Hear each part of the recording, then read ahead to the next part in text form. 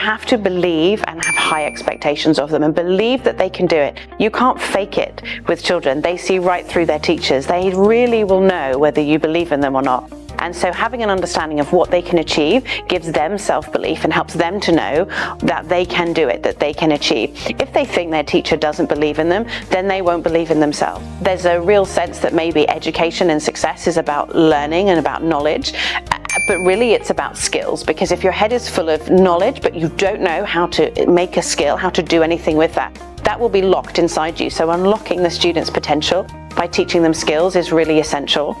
I think there's two sets of skills that are really important for education. There's the subject-specific skills. So I teach history, so that's writing, that's how to compose a sentence, compose a paragraph, form an argument. And in other subjects, physics, there are specific other skills that you need, mathematical, numerical skills.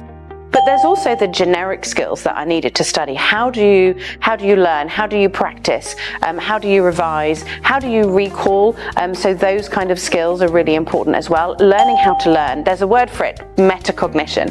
Metacognition is a fancy word, but it just means learning how to learn. And it's students really taking the self-discipline and the power over their own direction, knowing themselves as learners, knowing what works for them and what doesn't, and having the discipline to practice that themselves.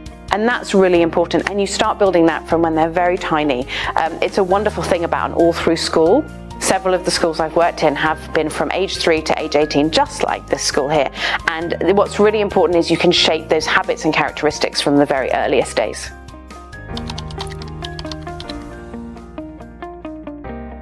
Every child that can walk and talk and dress themselves and eat is resilient and has a growth mindset. And what school has to do is not squash that, but grow it and develop it. So when they arrive and they are young, they've just begun to learn these skills.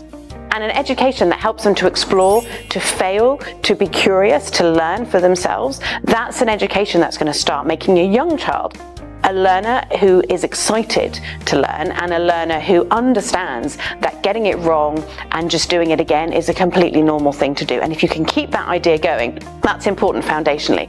Then as they go through the middle years, that's when the habit forming happens, to be in the right place at the right time, to do your work, to work through things methodically, to sit and to listen to the teacher and to follow the instructions that you're given. Those kind of really good habits are really important.